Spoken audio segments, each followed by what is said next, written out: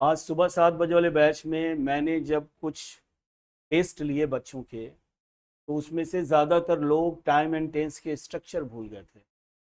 होता ये है कि जब टीचर कुछ पढ़ा रहा हो उस समय आपको बात समझ में आ जाती है, याद भी हो जाती है, लेकिन जब कुछ दिनों बाद आप उसको नहीं देखते हैं और फिर उस पर प्रश्न पूछे जा रहे थे होते हैं, तो पूरा माइंड ब्लैंक हो जाता है और ऐसा लगता है कभी कभी कि ये पढ़ा हुआ था ही नहीं।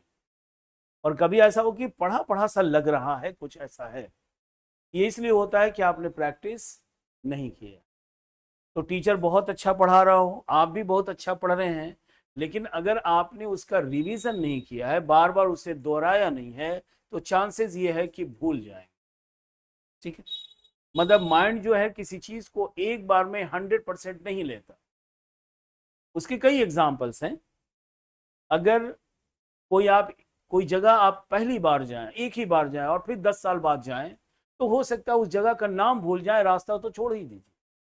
लेकिन बहुत सारी ऐसी जगह हैं जहां पर हम बार बार जाते हैं, उन जगह का नाम बार बार सुनते हैं, तो इतनी बातें याद हो जाती है कंठस्थ, कि फिर आप उस रास्ते पर अगर आपको छोड़ दिया जाए कि कोई ट्रैफिक नहीं है और आंख बंद कर दी जाए, तो आपको पता चल जाएगा कितने देर में कहां से मुड़ना है और आप उस जगह पर जाएंगे। It is because of the habit, revision, practice किया है आपने। अब ये प्रैक्टिस नहीं करेंगे तो सब कुछ बेकार हो जाता है। तो इस स्टेज पर आकर सुबह 7 बजे वाले बैच में और 8 बजे वाले बैच में भी जब मैंने कुछ प्रश्न दिए टाइम एंड टेंस स्ट्रक्चर का, तो वो ज़्यादातर बच्चे टाइम एंड टेंस के स्ट्रक्चर भूल गए थे। तो फिर मैं कोशिश कर रहा हूँ कि आपको याद दिला दूँ। अगर फिर रिवीजन आप नहीं करेंगे तो फिर ये वेस्टेज जाएगा, and this is the last time. तो ये जो स्ट्रक्चर पढ़ेंगे इसके कई फायदे हैं। ये स्ट्रक्चर रिलेटेड है टाइम एंड टेंस से। We are studying time and tense. अब ये जो स्ट्रक्चर है टाइम एंड टेंस में, ग्रामर से क्वेश्चंस आएंगे तो हम ये बनाएंगे, लेकिन इसके कई जगह इस्तेमाल हो सकते हैं। जैसे न्यूज़पेपर आप पढ़ेंगे तो इन सारे स्ट्रक्चर्स का इस्तेमाल वहां होगा। जब का आप किसी से बात करें या कोई आपसे बात कर रहा हो तो वहां भी ये स्ट्रक्चर्स काम आएंगे। ग्रामर में तो काम आएंगे ही, उसके अलावा ट्रांसलेशन बनाने में 10 क्वेश्चन दिए जाएंगे और 5 क्वेश्चन आएंगे, वहां भी ये काम आएंगे। तो एक कंपटीशन की दुनिया में जाएंगे तो वहां भी ये काम आने वाले हैं। तो इसलिए ध्यान दीजिए, अभी तो पढ़ लीजिए, समझ में भी आ जाए, लेकिन अगर आप पलटेंगे नहीं, पेज को रिवीजन नहीं करेंगे, तो you are bound to forget, तो आप भूल ही जाएंगे। अच्छा, 2-4 ही बार आपको रिपीट करना, फिर हमेशा के लिए याद हो जाता है, लेकिन एक बार में याद नहीं होता। ठीक है, तो दीज आर द स्ट्रक्चर्स। अब ये जो स्ट्रक्चर है पहला, ये कहता है कि पढ़ो ताकि तुम पास हो जाओ। पढ़ो ताकि तुम पास हो जाओ। तो सबसे पहले बनाएंगे पढ़ो, स्टडी। अब ताकि की अंग्रेजी होती है सो दैट।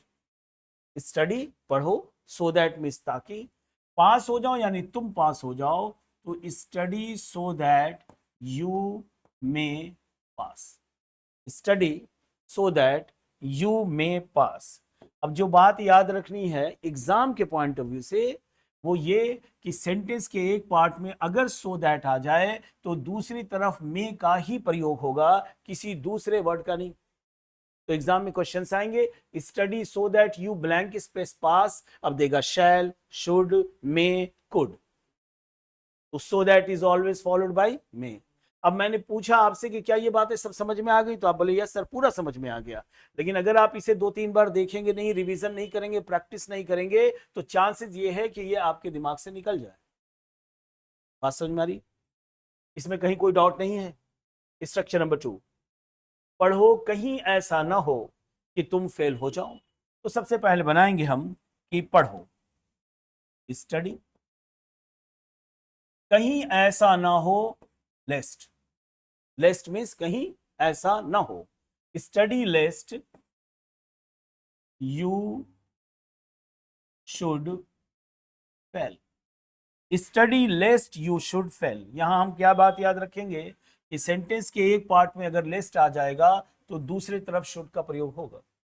सेंटेंस के एक पार्ट में सो दैट आ जाए, दूसरी तरफ में। सेंटेंस के एक पार्ट में लेस्ट आ जाए, दूसरी तरफ शुड।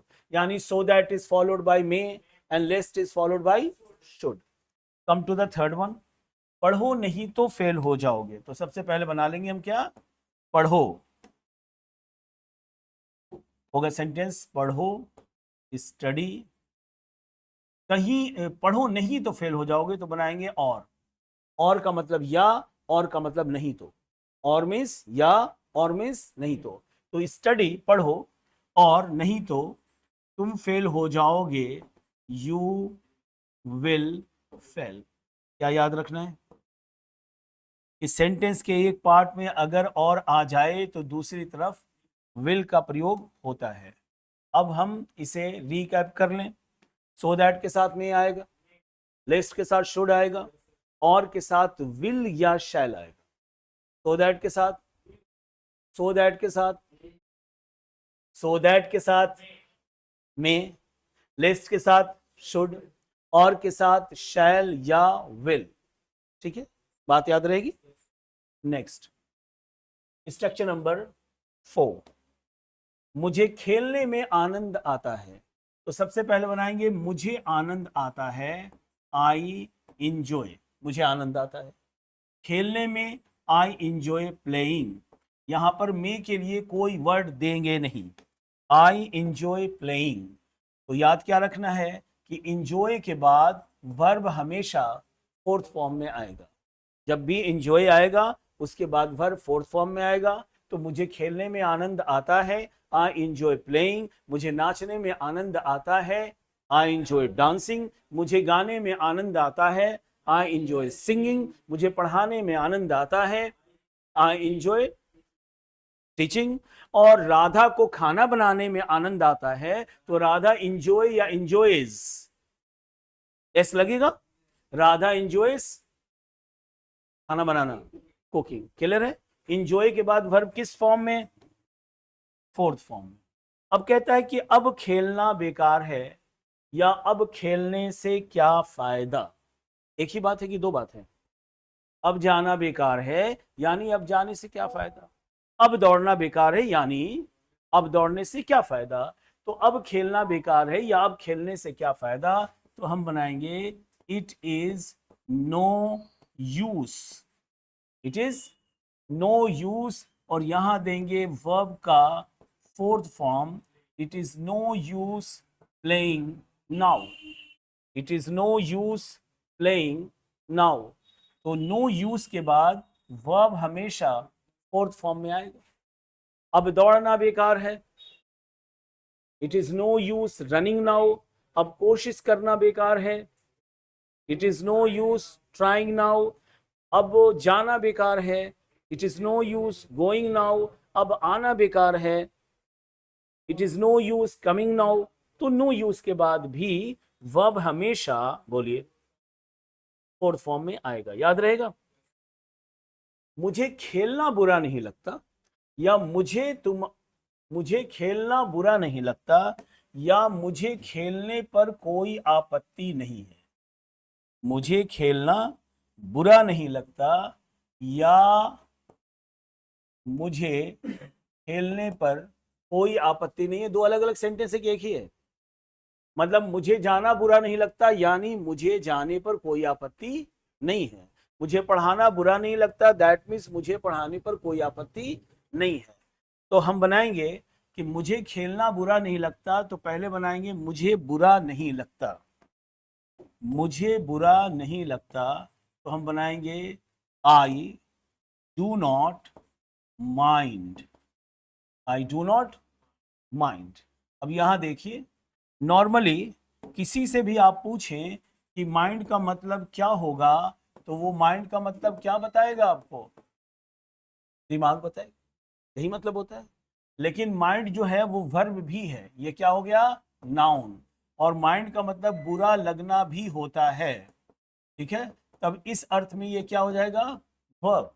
माइंड मीन्स बुरा लगना, और माइंड का मतलब सुधारना भी होता है। माइंड मीन्स सुधारना भी होता है, तब क्या हो जाता है? ये वर्ब हो जाता है, ठीक है? जैसे अब हमने कहा माइंड वाला तो हम सेंटेंस बता रहे हैं क्या, डू नॉट माइंड।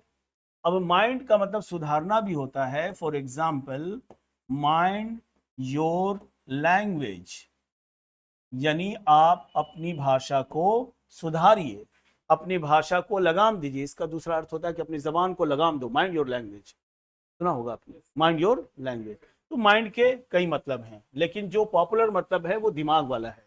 अब क्या कह रहा है कि माइंड मीन्स बुरा लगना, तो आई डू नॉट माइंड, मुझे आपत्ति नहीं है, यानी मुझे बुरा नहीं लगता। आपको बात समझ में आ रही है? ठीक, तो आई डू नॉट माइंड, और यहां भी जो वर्ब आएगा वो किस फॉर्म में आएगा?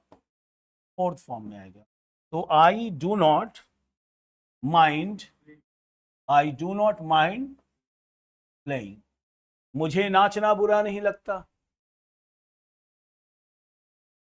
मुझे गाना बुरा नहीं लगता, मुझे यहां इंतजार करने पर कोई आपत्ति नहीं है, I do not mind waiting here, I do not mind waiting here, मुझे यहां बैठने पर कोई आपत्ति नहीं, I do not mind sitting here. तो माइंड के बाद वर्ब किस फॉर्म में? फोर्थ फॉर्म में। Next, structure number 7, that says मुझे तुम्हारे खेलने पर आपत्ति नहीं है। वही बात है, इसमें सिर्फ तुम्हारा आ गया है। तो हम क्या करेंगे? हम सारी चीजें वही बनाएंगे कि मुझे आपत्ति नहीं है, that means I do not mind तुम्हारा खेलना, आई डू नॉट माइंड बोलो प्लेइंग। तो क्या मैंने बताया कि माइंड के बाद वर्ब हमेशा फोर्थ फॉर्म में आएगा, कोई दूसरा फॉर्म नहीं आ सकता, माइंड के बाद वर्ब हमेशा फोर्थ फॉर्म। अब कहता है कि जी चाहता है कि मैं गाऊं, जी चाहता है कि मैं गाऊं, इसका स्ट्रक्चर होगा आई फील लाइक। जी चाहता है क्या करने को? गाने को। तो आई फील लाइक सिंगिंग, क्या याद रखेंगे? वर्ब का फोर्थ फॉर्म होगा। फील लाइक के बाद वर्ब अपने फोर्थ फॉर्म में आएगा। जी चाहता है मैं नाचूं, जी चाहता है मैं दौड़ूं, जी चाहता है मैं रोऊं, फ्लाइंग, जी चाहता है मैं आसमान को छू लूं, touching the sky, I feel like touching the sky. कोई डाउट नहीं है? आगे चले। अब स्ट्रक्चर बहुत हो रहा है, तो इसको घर पर जाकर नहीं देखेंगे तो भूल जाएंगे। ठीक, तो वो भूल जाएंगे मतलब यस सर भूलेंगे, ऐसा करेंगे? अच्छा अच्छा, हाँ ठीक है, हमको लगा कि घर जाकर भूलेंगे, मतलब यस सर भूलेंगे, ऐसा नहीं है ना। चलिए, वह गाकर पैसा कमाता है, तो सबसे पहले बनाएंगे वो कमाता है, ही अर्न। क्या ये सही है सेंटेंस? बोलिए, ही अर्न सही है? एस लगेगा। एस क्यों लग रहा है? Because the subject is singular. तो ही अर्न्स, क्या चीज अर्न करता है वो? मनी। अब कैसे करता है? गाकर। तो ही earns money by singing, he earns money by singing. तो बाई के बाद वर्ब किस फॉर्म में आएगा? वो गाकर पैसा कमाता, वो नाच कर पैसा।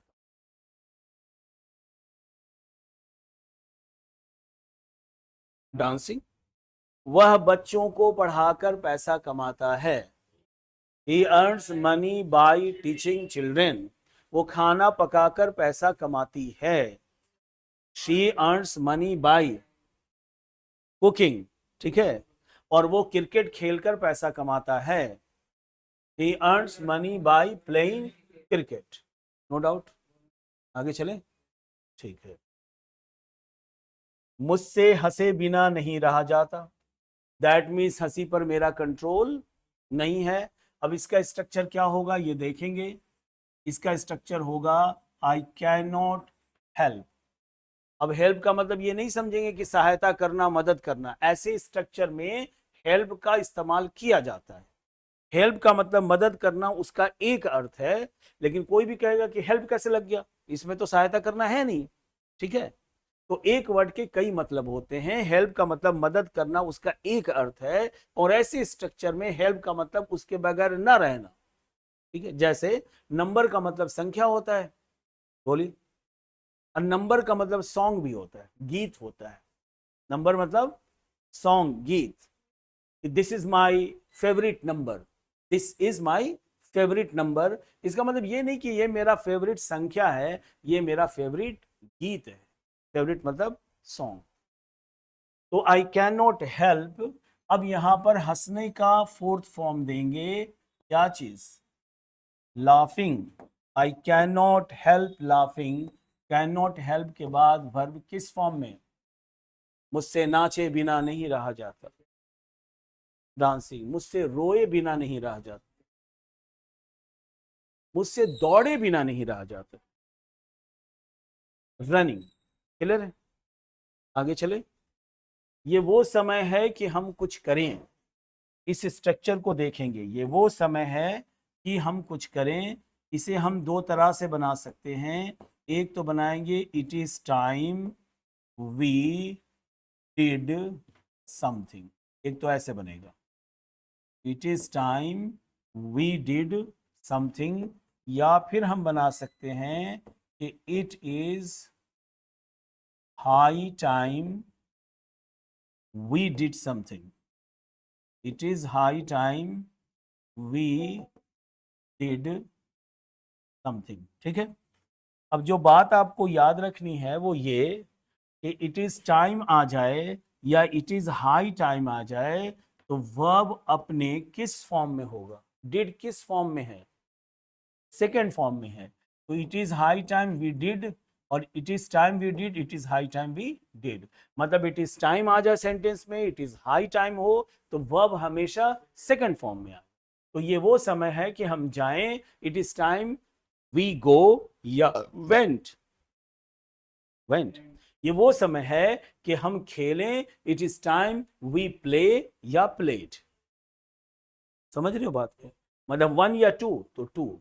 ये वो समय है कि हम लिखें, तो it is time we wrote, write या रोट। तो याद रखेंगे आप कि इट इज टाइम हो, इट इज हाई टाइम हो तो वर्ब हमेशा सेकेंड फॉर्म में। आपको डाउट है तो पूछिए, आगे चलें, बोलिए। ठीक।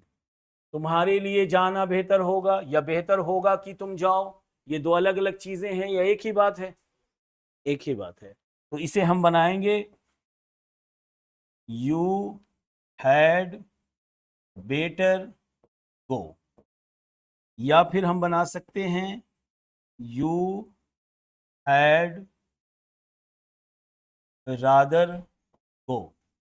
ये दो तरह से बन सकता है, यू हैड बेटर गो या you had rather go. Verb किस फॉर्म में है? फर्स्ट फॉर्म में। ठीक है। तो तुम्हारे लिए जाना बेहतर होगा या बेहतर होगा कि तुम जाओ, यू हैड बेटर गो या यू हैड रादर गो। तो अगर सेंटेंस में हैड बेटर आ जाए, हैड रादर आ जाए, तो verb will always come in its first form, पहले रूप में आएगा। तुम्हारे लिए सोना बेहतर होगा, स्लीप। तुम्हारे लिए आना बेहतर होगा, तुम्हारे लिए अंग्रेजी बोलना बेहतर होगा। ठीक है, कोई डाउट नहीं है? ठीक है, तो थोड़ा रिवीजन कर लें हम, बोलिए। ठीक है।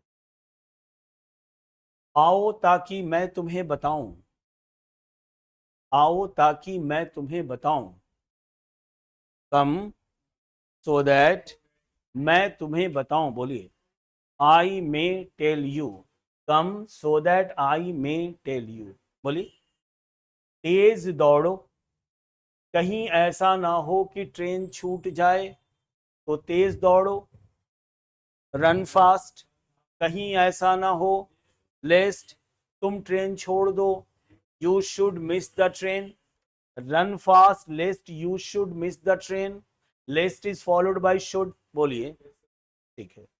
तेज दौड़ो नहीं तो ट्रेन छूट जाएगी, तेज दौड़ो नहीं तो ट्रेन छूट जाएगी। तो कैसे बनाएंगे? रन फास्ट और you will miss the train, run fast और you will miss the train. तो एवरीथिंग इज क्लियर कि so that is followed by may, lest is followed by should और इज फॉलोड बाय विल। यानी so that के साथ मे आएगा, लेस्ट के साथ शुड आएगा, और हो तो शैल या विल आएगा। No doubt at all? ठीक है। अब आगे देखें, कहता है कि मुझे खेलने में आनंद आता है, आई इंजॉय प्लेइंग। मुझे पढ़ाने में आनंद आता है, टीचिंग। अब खेलना बेकार है, हमने कहा कि अब कोशिश करना बेकार है। It is no use trying now, मुझे खेलने पर आपत्ति नहीं है, मुझे कोशिश करने पर आपत्ति नहीं है। ट्राइंग। तो माइंड के बाद वर्ब अपने फोर्थ फॉर्म में, इंजॉय के बाद वर्ब अपने फोर्थ फॉर्म में, नो यूज के बाद वर्ब अपने फोर्थ फॉर्म में। ठीक है, नेक्स्ट। और इसका मतलब तो आप जान ही चुके हैं। नेक्स्ट स्ट्रक्चर की तरफ बढ़ते हैं। तो यहाँ है कि तुम मुझे तुम्हारे खेलने पर कोई आपत्ति नहीं है, तो मुझे तुम्हारे नाचने पर कोई आपत्ति। योर डांसिंग, जी चाहता है मैं तुम्हें थप्पड़ मारूं। स्लैप मतलब थप्पड़ मारना। I feel like slapping you. ठीक है, वो गाकर पैसा कमाता है। हमने कहा कि वह झूठ बोलकर पैसा कमाता है। He earns money by telling a lie. Telling a lie. Next.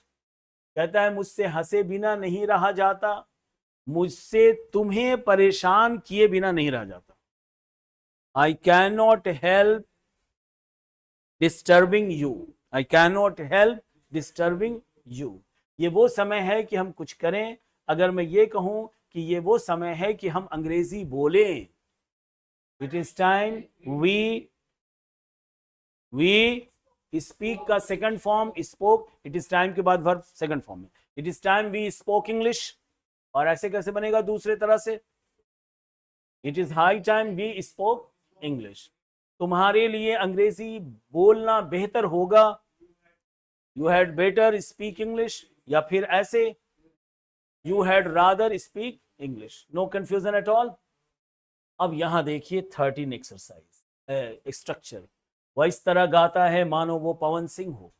वह इस तरह गाता है मानो वो पवन सिंह हो, यानी पवन सिंह है नहीं लेकिन गाता उस जैसा है। तो इसे हम कैसे बनाएंगे? तो इसे हम बनाएंगे पहले कि वह गाता है, ही सिंग्स। मानो यानी एज इफ। मानो के लिए इंग्लिश में कौन सा वर्ड होगा? As if. ही सिंग्स, वो गाता है, एज इफ मानो he were Pawan Singh. He sings as if he were Pawan Singh. ये दो तरह से बनता है। वो दूसरा भी देख लेते हैं। वह गाता है पहले बनाएंगे, ही सिंग्स, और यहां पर एज इफ था मानो के लिए, यहां मानो के लिए वर्ड चेंज होगा एज दो। एज इफ का मतलब मानो, एज दो का मतलब मानो। ही सिंग्स एज दो ही वर पवन सिंह। ठीक है, तो वो इस तरह गाता है मानो वो पवन सिंह हो। तो एज इफ आ जाए, एज दो आ जाए, तो यहां सब्जेक्ट कुछ भी हो, सब्जेक्ट कुछ भी हो, वर्ब लगाएंगे वर्ब। आई हो तो भी वर, यू हो तो भी वर, दे हो तो भी वर, ही हो शी हो कुछ भी हो तो वर। क्यों? एज इफ अगर आ जाए सेंटेंस के एक पार्ट में तो दूसरे तरफ वर का प्रयोग होगा। क्लियर है? वो इस तरह चलता है मानो वो लंगड़ा हो। ही वॉक्स एज इफ ही वर लेम, या फिर ही वॉक्स एज दो ही वर लेम। बोली कोई दिक्कत है? वो इस तरह खेलता है मानो वो विराट कोहली हो। He plays as if he were Virat Kohli, या फिर ही प्लेज एज दो ही वर विराट कोहली। ठीक है, स्ट्रक्चर टोटल हो गए 13। ये स्ट्रक्चर कई जगह काम आएगा, लेकिन इस पर कमांड तभी होगा जब इसे आप बार बार देखें, इस्तेमाल करें, तब जाकर याद होगा। क्योंकि एग्जाम जब होगा उस समय ये लंबा गैप होगा पढ़ाई और एग्जाम के बीच में, तो आप चीजें भूल जाते हैं। और ये सिर्फ आपको एग्जाम के लिए नहीं है, ये आपके रियल लाइफ में काम आने वाला है। ठीक है, कोई डाउट नहीं किसी को? तो दैट्स ऑल फॉर टुडे। आप पिछले कॉपी को, पेजेस को पढ़िए, रिवीजन कीजिए, डाउट हम तुमसे पूछिए। आपको अपने से खुद के प्रति ईमानदारी चाहिए। Okay, that's all for today. We shall be meeting very soon. Thank you so much.